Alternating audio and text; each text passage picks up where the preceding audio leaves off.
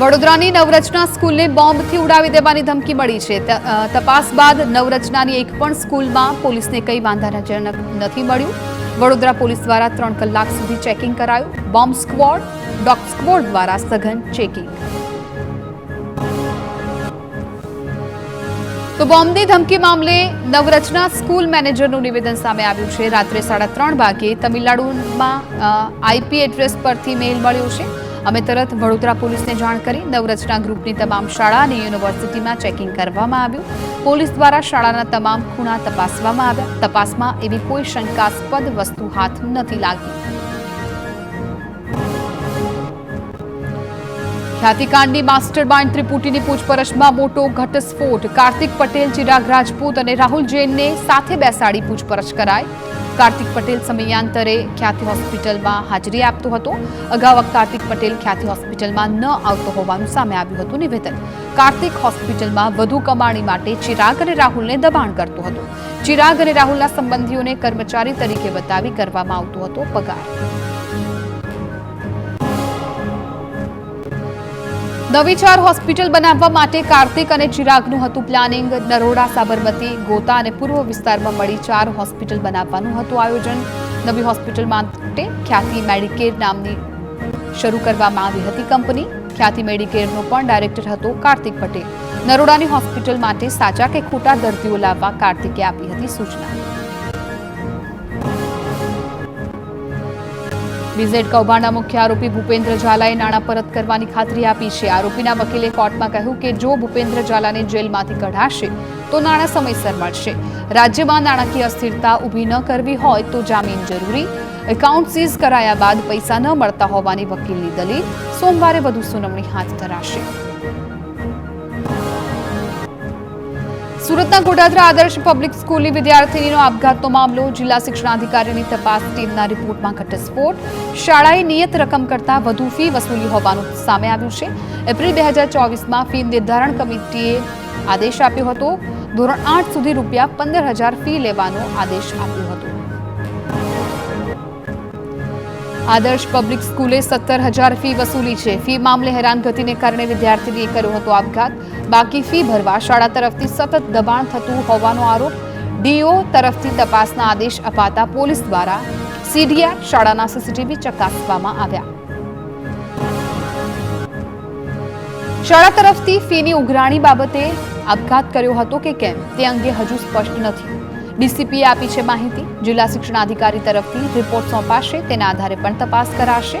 કોઈ જવાબદાર જણાશે તો દુષ્પ્રેરણાનો ગુનો દાખલ કરાશે। સ્કૂલના શિક્ષકો અને વિદ્યાર્થીઓના નિવેદનો લેવામાં આવ્યા છે। સુરતમાં ગોડાદરાની શાળામાં ભણતી વિદ્યાર્થીનીના આપઘાતનો કેસ। ડીઓ કચેરીમાં એનએસયુઆઈ અને યુથ કોંગ્રેસના ધરણા। શિક્ષણ અધિકારીને ઉગ્ર રજૂઆત કરવામાં આવી છે। પ્રદર્શનકારીઓનું પોલીસ સાથે ઘર્ષણ। કચ્છના ભીમાસરમાં કિશોરીની આત્મહત્યાનો કેસ। આચાર્યના માનસિક ત્રાસથી કિશોરીએ જીવન ટૂંકાવ્યું હોવાનો આક્ષેપ। શાળાના આચાર્ય વિરુદ્ધ માનસિક ત્રાસ આપવાની નોંધાઈ ફરિયાદ। સામાજિક આગેવાનો સહિતના લોકોએ નોંધાવ્યો વિરોધ। આચાર્ય સામે ફરિયાદ નોંધી ફરજ પરથી બરતરફ કરવા માંગ કરાઈ। પોલીસ સાથે હવે શિક્ષણ વિભાગ પણ તપાસમાં જોડાયું। શિક્ષણ વિભાગની ટીમ પણ તપાસ માટે રવાના। સમગ્ર મામલે જિલ્લા શિક્ષણ અધિકારીનું નિવેદન। શિક્ષણ વિભાગ દ્વારા તપાસ શરૂ કરવામાં આવી। આચાર્યની બેદરકારી સામે આવશે તો કડક શિક્ષાત્મક કાર્યવાહી કરાશે। અમરેલી લેટરકાંડ મુદ્દે હવે કેન્દ્રીય માનવાધિકાર આયોગ મેદાને છે। માનવાધિકાર આયોગે ડીજીપીને નોટિસ ફટકારી માંગ્યો છે જવાબ। આરોપીનું સરઘસ કાઢવા અને મોડી રાત્રે ધરપકડ મામલે માંગ્યો જવાબ। 2 સપ્તાહમાં યોગ્ય ખુલાસો કરવા રાજ્ય પોલીસ વડાને આદેશ। માનવીય અધિકારોનું હનન થયું છે કે કેમ તે અંગે પણ ખુલાસો કરવા નિર્દેશ। અમૂલે દૂધના ભાવમાં કર્યો ઘટાડો। દૂધની 3 પ્રોડક્ટ્સના ભાવમાં ઘટાડો। અમૂલ દૂધના 1 લીટરના પાઉચના ભાવમાં ₹1નો ઘટાડો। અમૂલ ગોલ્ડ, તાજા અને ટી સ્પેશિયલના 1 લીટર પાઉચના ભાવમાં ઘટાડો। અમૂલ ગોલ્ડનો ભાવ ઘટીને 65 થયો છે। અમૂલ ટી સ્પેશિયલનો ભાવ ઘટીને 61 થયો છે। અમૂલ તાજાનો ભાવ ઘટીને 53 થયો। જીએસઆરટીસીની હોટેલ પર કાર્યવાહી મુદ્દે હર્ષ સંઘવીનું નિવેદન. ભવિષ્યમાં પણ જો બેદરકારી સામે આવશે તો પગલાં લેવાશે. યાત્રીઓને કરાર આધારે નક્કી થયેલી સુવિધાઓ આપવી જ પડશે. હોટેલમાં સ્વચ્છતા રાખવી જ પડશે. યોગ્ય ભોજન વાજબી ભાવે ગ્રાહકોને આપવું પડશે. રાજ્યના મુખ્ય સચિવ બનશે પંકજ જોશી. રાજ્ય સરકારે કરી છે સત્તાવાર જાહેરાત. વર્તમાન મુખ્ય સચિવ રાજકુમારની 31 જાન્યુઆરીએ ટર્મ થશે પૂર્ણ. ત્યારબાદ પંકજ જોશી ચાર્જ સંભાળશે. અમદાવાદમાં યોજાનાર કોલ્ડ પ્લે કોન્સર્ટને અનુલક્ષીને પોલીસ સતર્ક. નરેન્દ્ર મોદી સ્ટેડિયમમાં સુરક્ષા રિહર્સલ કરાયું. પોલીસ કમિશનર દ્વારા સુરક્ષા વ્યવસ્થાની સમીક્ષા. નિરીક્ષણ બાદ પોલીસ અધિકારીઓ સાથે બેઠક. 400થી વધુ સીસીટીવી મારફતે રખાશે ચાંપતી નજર. તમામ પ્રેક્ષકોનું કરવામાં આવશે કડક ચેકિંગ. મહિલા સુરક્ષા મુદ્દે પણ શહેર પોલીસ સાબદી. 25-26 જાન્યુઆરીના રોજ કોન્સર્ટનું આયોજન. કોલ્ડ પ્લે કોન્સર્ટ માટે ટ્રાફિક રૂટ પણ કરાયા છે ડાયવર્ટ. જનપથ 4 રસ્તાથી મોટેરા સ્ટેડિયમ જતો રસ્તો બંધ રહેશે. 1100 જેટલા પોલીસ કર્મીઓ ટ્રાફિક વ્યવસ્થામાં જોડાશે. સ્ટેડિયમની આસપાસ 15 જેટલા પાર્કિંગ સ્ટેન્ડ બનાવાયા છે. શો માય પાર્કિંગ એપ દ્વારા પાર્કિંગ બુક કરાવવાથી સીધા પાર્કિંગ સ્થળ સુધી પહોંચી શકાશે. કોલ્ડ પ્લેની ટીમની સંભવિત મુલાકાત માટે સાબરમતીના કિનારે રિવર ક્રૂઝ પણ સજ્જ છે. સ્પેશિયલ સ્મૃતિ ચિહ્ન આપીને ટીમનું કરાશે સ્વાગત. અટલ બ્રિજ અને ફ્લાવર શો વિશે અપાશે જાણકારી. કલાકારોને ભારતીય ધાન્યોની વિશેષ વાનગીઓ પીરસવામાં આવશે.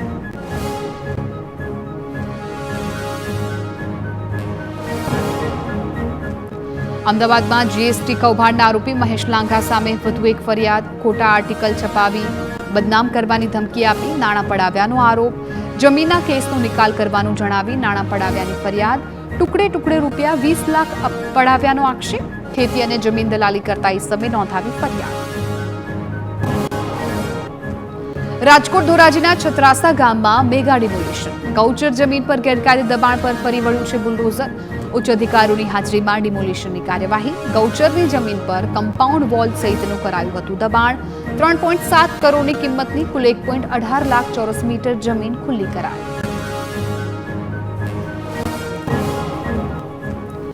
યાત્રાધામ અંબાજીમાં બનતા શક્તિ કોરિડોરને અનુલક્ષીને 89 કાચા મકાન માલિકોને નોટિસ આપવામાં આવી છે. કોંગ્રેસ નેતાઓએ મકાનધારકોની મુલાકાત લીધી. કોંગ્રેસ સેવાદળના રાષ્ટ્રીય અધ્યક્ષ લાલજી દેસાઈ અને દાંતા મત વિસ્તારના કોંગ્રેસના ધારાસભ્ય કાંતિ ખરાડી અસરગ્રસ્તોને મળ્યા. અંબાજી મંદિરના ચાચર ચોકમાં બેસી મકાનધારકોએ પોતાના મકાનો ન તૂટે તે માટે માતાજીને પ્રાર્થના કરી.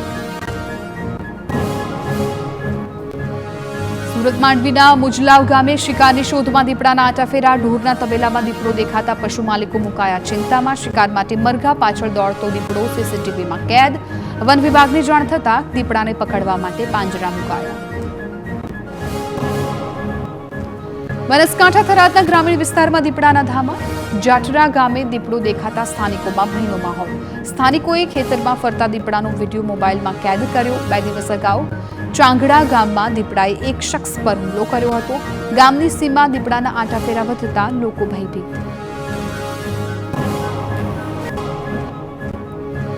વડોદરા મનપાની સામાન્ય સભામાં હોબાળો. વિશ્વામિત્રી પ્રોજેક્ટ અંગે પ્રેઝન્ટેશન સમયે બોલાચાલી. ભાજપ અને કોંગ્રેસના કાઉન્સિલર વચ્ચે હુંસાતુસી થઈ.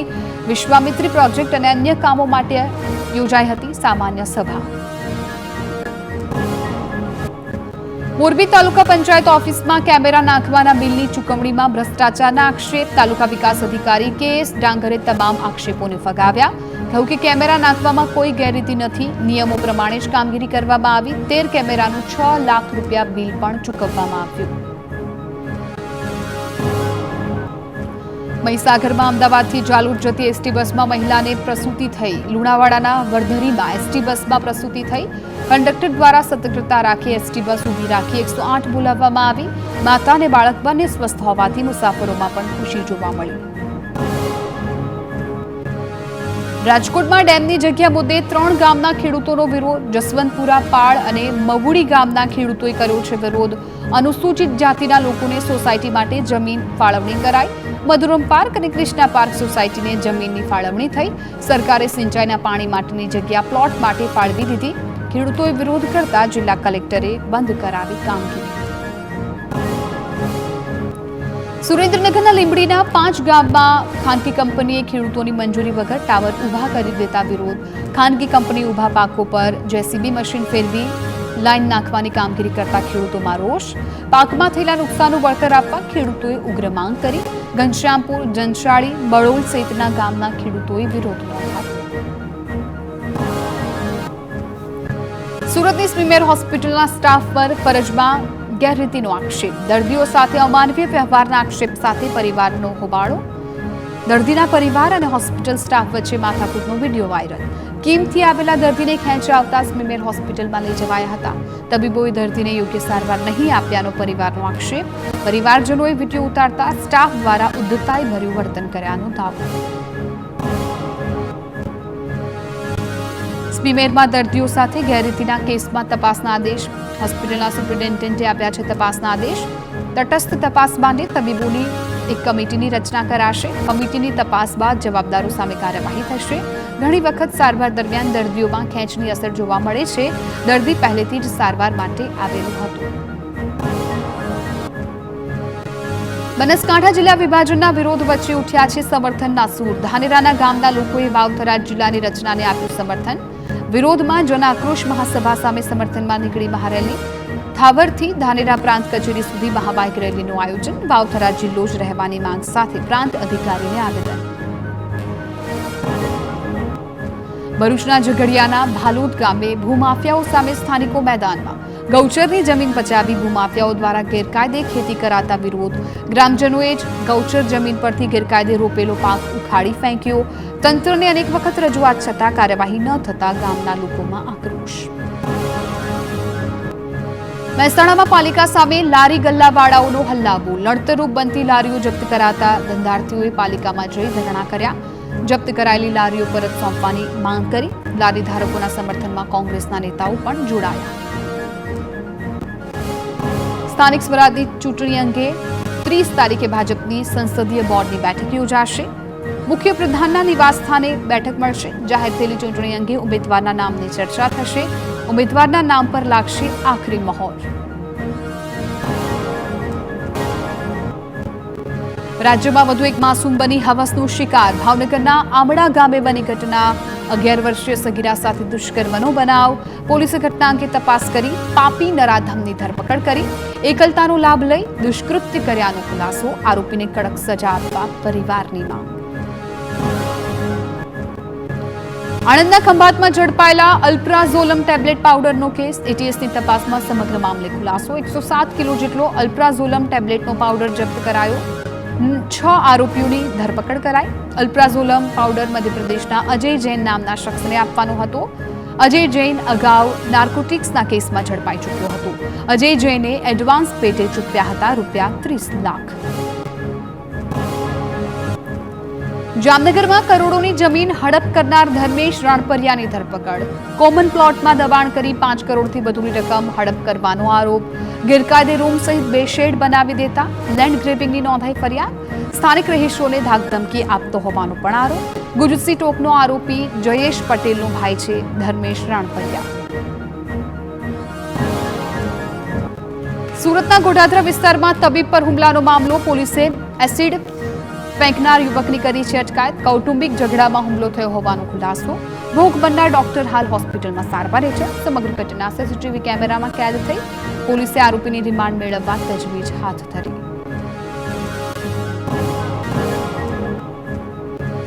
સુરતના કામરેજના કોસમાળા ગામે કોલ ડેપો પર પોલીસના દરોડા. કોલસો અને તેનો વેસ્ટેજ મળી આવ્યો.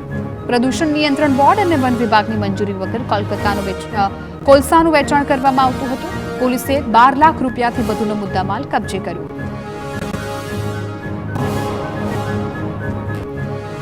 મોરબીના ટંકારામાં એસએમસીના દરોડા. ટંકારાના લજાઈ પાસે હડમતિયા રોડ પરથી દારૂ ઝડપાયો. ફેક્ટરીના ગોડાઉનમાં દરોડા પાડી દારૂ જપ્ત કર્યો. વિદેશી દારૂની 180 પેટી એસએમસીએ જપ્ત કરી બનાવ અંગે તપાસ હાથ ધરી. ખેડાથી અમદાવાદ હાઈવે પર 1 કરોડની લૂંટનો કેસ. પોલીસે 3 આરોપીની ધરપકડ કરી. અન્ય 5 આરોપીઓની પોલીસ દ્વારા શોધખોળ કરવામાં આવી. આરોપીઓ પાસેથી કુલ 67 લાખ રોકડ રકમ જપ્ત કરાઈ.